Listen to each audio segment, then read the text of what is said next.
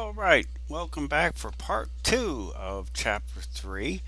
We're going to drill in and start describing a little bit more of some specialized type of structures and talk about the flagella and how it works. It's an amazing little nano machine. It is not some little trite activity, but it's actually tied into a lot of technology. So let's get into it. Appendages. So we're going to look at the flagella and axial filaments. So these appendages, like the flagella, are involved in a smart type of motility, where overall the bacteria wants to move towards carbon sources, i.e., sugars that it prefers, and it'll move away from repellents or things that it doesn't like or could be harmful. And so it has sensors that, yes, I sense that there is a concentration of this and it moves towards it. And how it does that is through a series of switches, I guess you could say, that if it's favorable, then it gets the metabolism going, and the flagella will start spinning in such a way that it'll move towards that sugar. Now, if it doesn't like something, it actually flips a switch, and this is done through a chemical type of switch.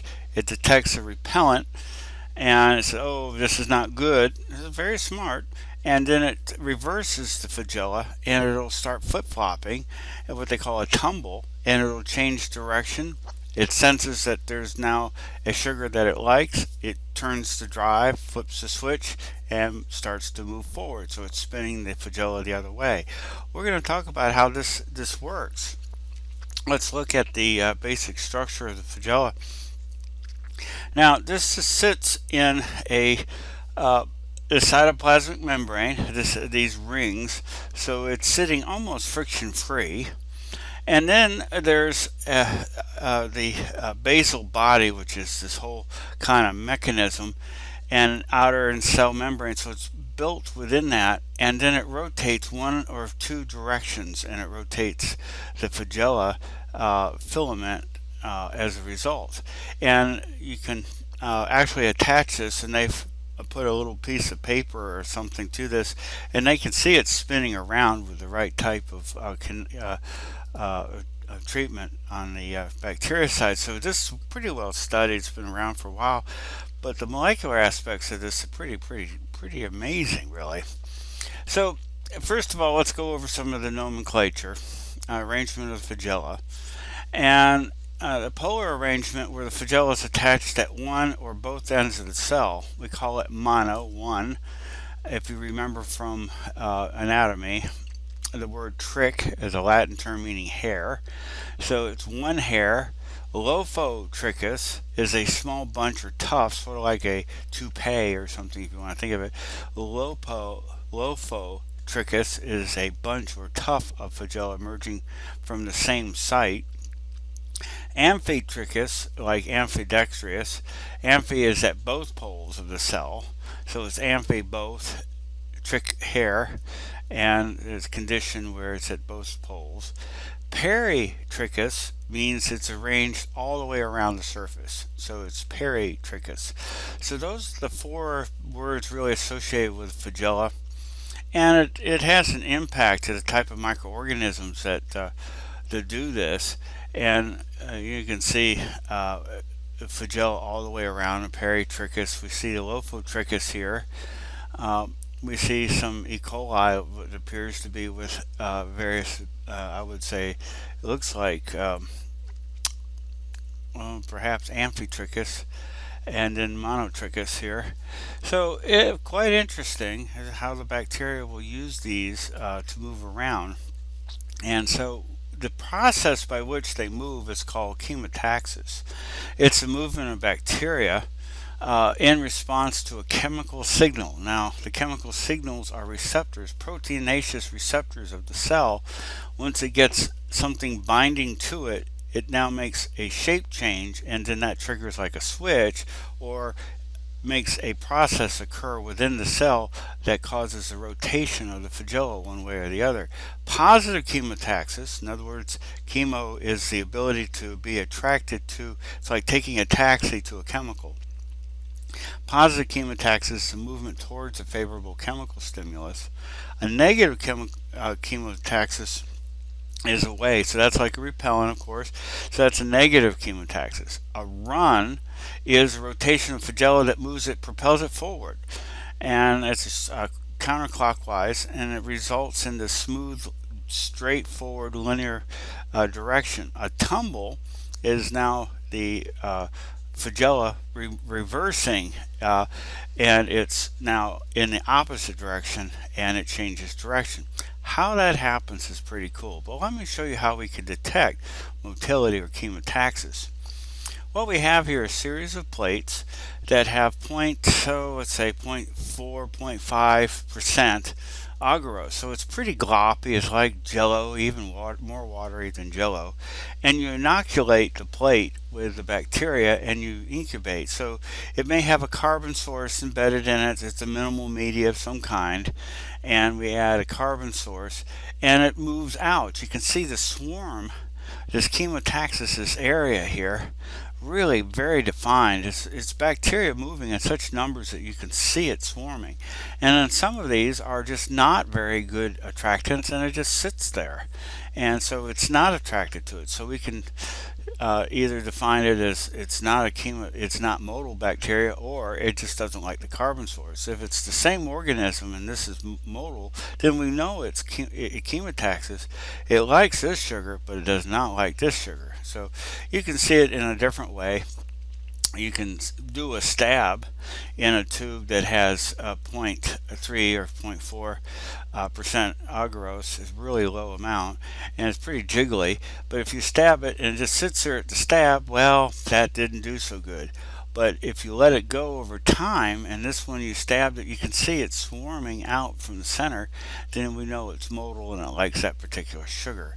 So that's how we quantify. It's actually a rate. You can incubate it and measure it over time, and it has a rate of attraction. This one obviously moves out faster than all of these do on this plate, and it's a rate, and it's a rate of reaction sort of. So it moves straight or tumbles. Now, if it likes where it's moving towards, not a problem, because the receptors here are telling it, okay, keep going. But if it's moving in an environment where it's a repellent and it's not good for the cell, it'll spin the opposite way and cause it to tumble. And it's the same with peritrichus.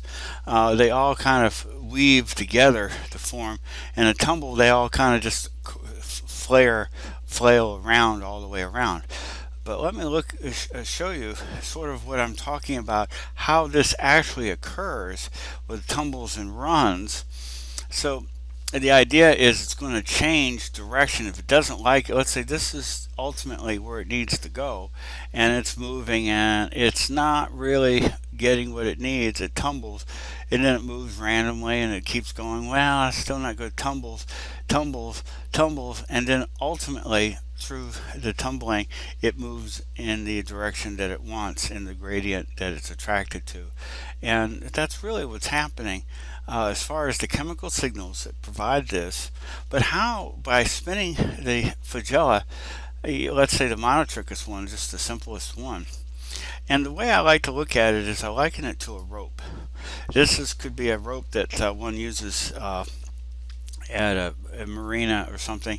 And if you twist these together, kind of weave it together, you get a nice weave. Now, I don't do hair.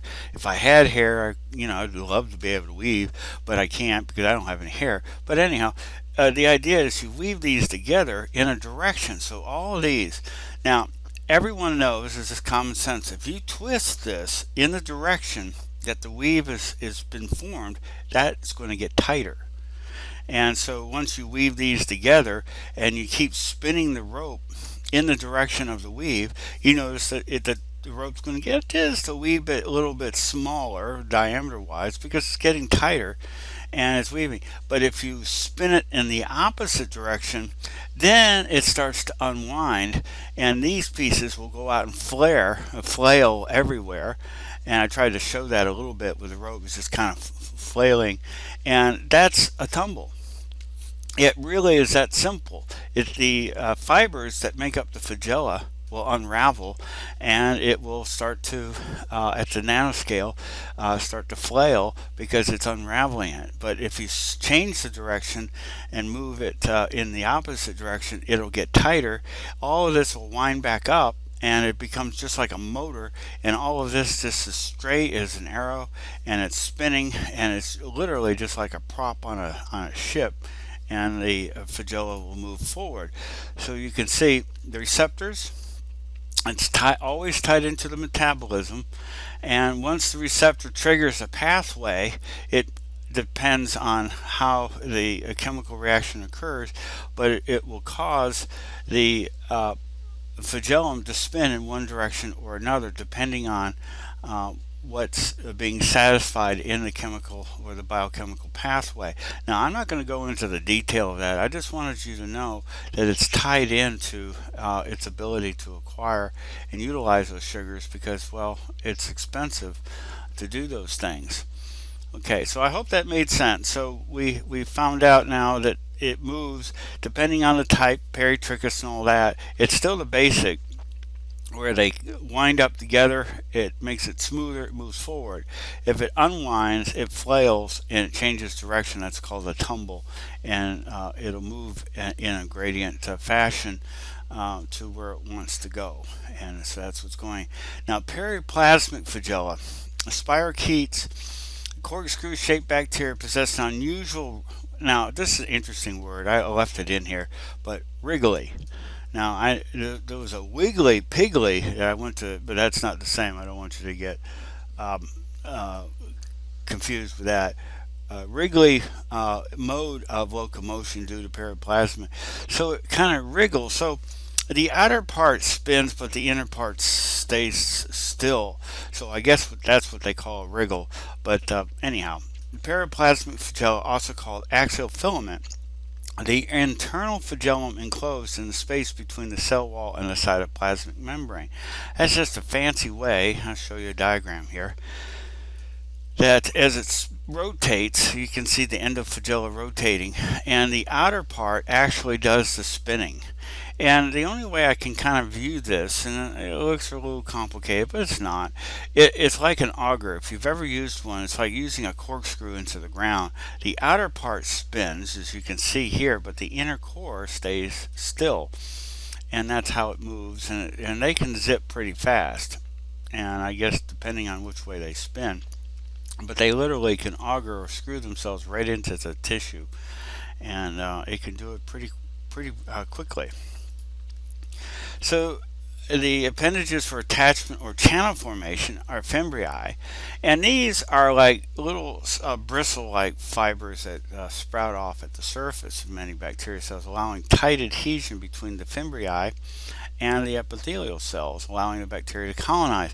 So a lot of the pathogenic bacteria, E. coli, maybe Klebsiella, they all have these Fimbriae and they attach. And the idea is that it can overcome urination or just a flow of fluids and things, because there's this philosophy that I always tell my Biology 110, which is my Principles of Biology class. They're individually weak, but collectively very strong.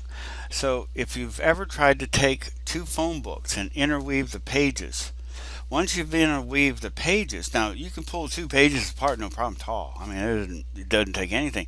But if you weave a lot of those pages together of a phone book, for those who don't know what a phone book is, it's a listing of all the phone numbers it used to be, and you dial, well, never mind.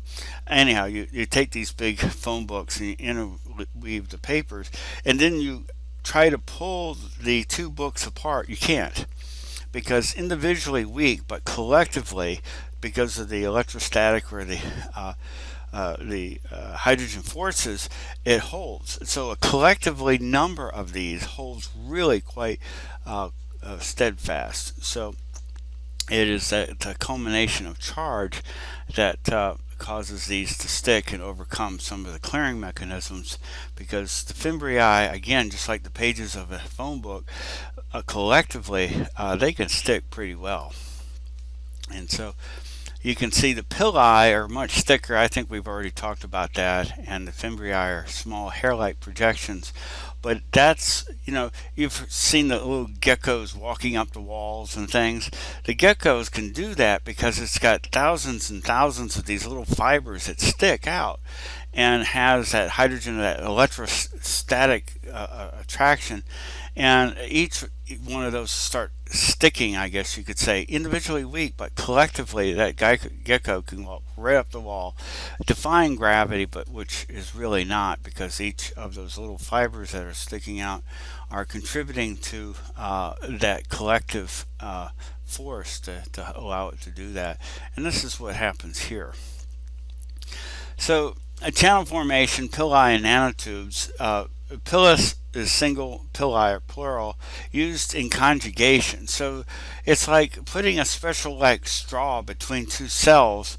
Then the bacteria chromosome, which is circular, kind of breaks off at one end and becomes a double-stranded piece of DNA that moves through that tube and moves into the other bacteria. And it can actually do that during replication. So a single-stranded piece of DNA could actually be moved through it as well. There's all sorts of ways, but conjugation is one of the three main ways bacteria can move DNA. It can also transduction, which you use bacteriophages, and then you can exogenously expose bacteria to DNA, just native DNA, and it'll take it up. And we call that transformation. So those are kind of conjugation, transformation, and let's see, what was the other? I can't recall off the top of my head. Conjugation, then you have transformation, which is just raw DNA, and then you can use bacteriophages to transfer. That's what it was, bacteriophages. So nanotubes, nanowires, very thin, long tubular extensions of the cytoplasmic membrane, used as channels to transfer amino acids or to harvest energy by shedding electron. So it's almost like a battery effect. There was some bacteria that had these nanotubes, and one was literally charging another one, and it's amazing. But when we talk about how ATP is formed in eukaryotes, it's really a battery effect. Then it's not so surprising that they're doing that. So we'll come back to that discussion here in a little bit. So there's that pili and the fimbriae again, but the pili are much bigger, and they, like a straw, are hollow, and that allows the DNA to move inside. The S layer and the glycocalyx. The S layer is a single layer of 1,000 copies of a single protein linked together like a chainmail. It's only produced when bacteria are in a hostile environment. So the S layer is there to protect it. It's sort of like putting shields up, if you're a Star Trek fan and that sort of thing. Glycocalyx is a coating of repeated polysaccharide or glycoprotein units. Slime layer is loose and protects against the loss of water and nutrients, and it just prevents it from desiccating. Or a capsule is more tightly bound, and it's sticky mucoid, and one of the reasons that it does that, of course, is to evade the immune system, in addition to other things. And so you can see the glycocalyx is sort of a wider piece, the S layer is sort of that seal, then the peptidoglycan. So we've talked about this several times. And the capsule, if you see these glistening bacteria, we can use India stain, and what that does, it's a type of stain. It's not it's a positive charge or negative charge stain. It depends on what we're looking at. But using an India ink type of stain, what happens is the bacteria will stain, but the capsule will not, and because of its negative charge. And so the bacteria is positively charged, it gets stained, and now you can see this halo effect, and that is the encapsulation or the capsule. And it makes it really, we call it a capsular stain. It's pretty obvious, and the reason that we do that is due to charge. And so we can see the bacteria, and the lack of seeing, in other words, in contrast with the dye, you'll see the capsule. Really interesting. The capsules are formed by many pathogenic bacteria, so they evolve these sorts of things. and have greater pathogenicity because it can trick the host and covering itself with a sugar-like molecule, and so that is useful for that. Biofilms like plaque on teeth, and again, I would say highlight this, use the word synergistic. And biofilms are ways that multiple organisms can now have more of a effect or outcome than them by themselves. And so that's a plaque on teeth is a great. There's usually a population, Streptococcus mitis, mutans, other strains that do the first colonization, and then other bacteria adhere, and then they start producing sorts of waste products that break down the dentin and that sort of thing, and you get up with a occlusal or a plaque, or not plaque but a tooth decay, and that's resulting from plaque from a biofilm. Responsible for persistent colonization of plastic catheters, IUDs, metal pacemakers, and other implanted devices, because these multiple organisms start to stick and cause uh, having those things together. So biofilm formation again is, here's a pictorial view, and you can see that we have the first colonists. The cells are sticking. They form, as cells divide, they form this dense mat bound together with these just sticky glycocalyx, and then additional microbes. So they all kind of move in like a community, and they all talk, and they have a phone system, and next thing you know, they got cell phones, and they have trash pickup every Wednesday, and it just gets more and more organized. And I was just joking about the trash collection. The cell phones might be true. I don't know. The catheter surface, glycocalyx slime, cell clusters, and the ultimate is that it's doing a lot more together than it could by itself. Each of those. And so here are some chronic bacterial infections based on the types, and ultimately responsible because by microorganisms forming these biofilms. So you can get contact lenses. Oh, my ex-wife used to put her lenses in her mouth to weten it and put it in her eye. I'd freak out every time. I'd tell her, please don't do that. You're going to get an eye infection, blah, blah, blah.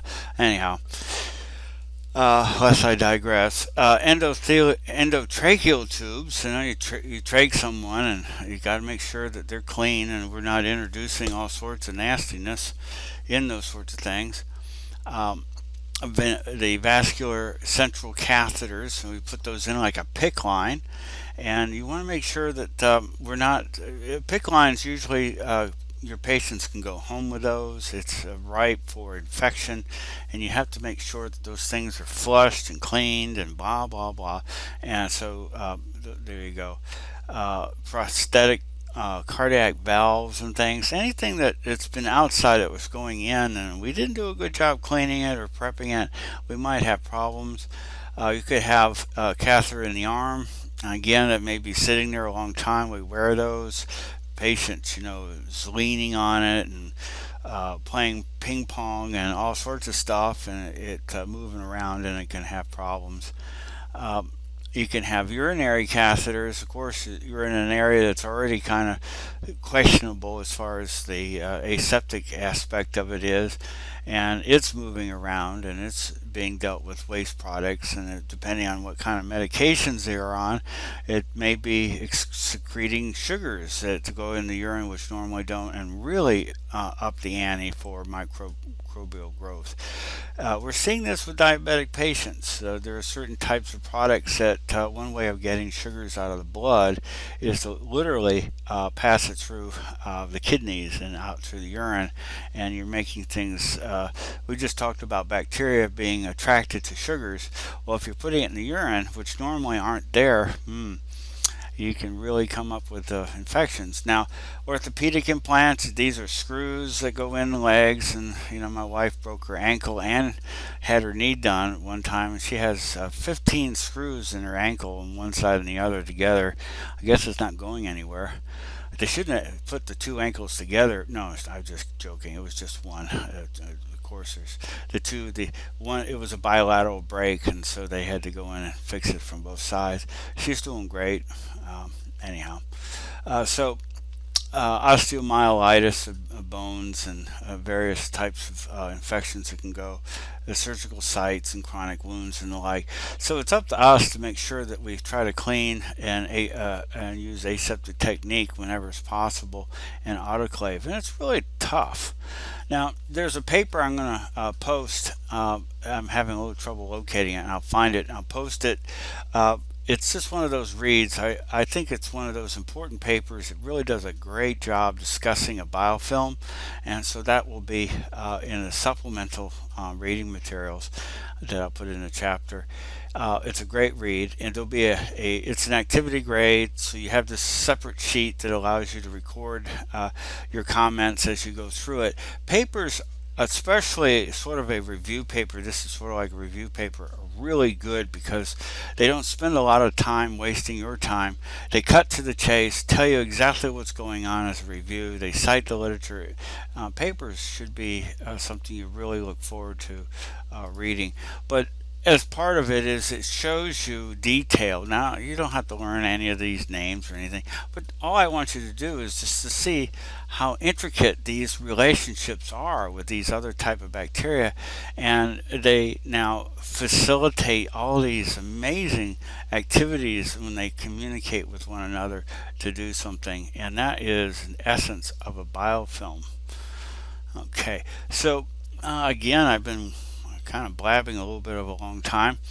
I will stop here and I'll go into the cell envelope and conclude. I think I can finish everything up at this point, and with one more. So it would be this will be part 2, and then part 3 will be coming. This is important because this kind of touches upon some of the key features of bacteria and why they persist and how they can do certain things in disease. So I hope this made sense and you followed along with it. Again, it's one of those interesting things what bacteria will do, and we'll continue on with that in part 3.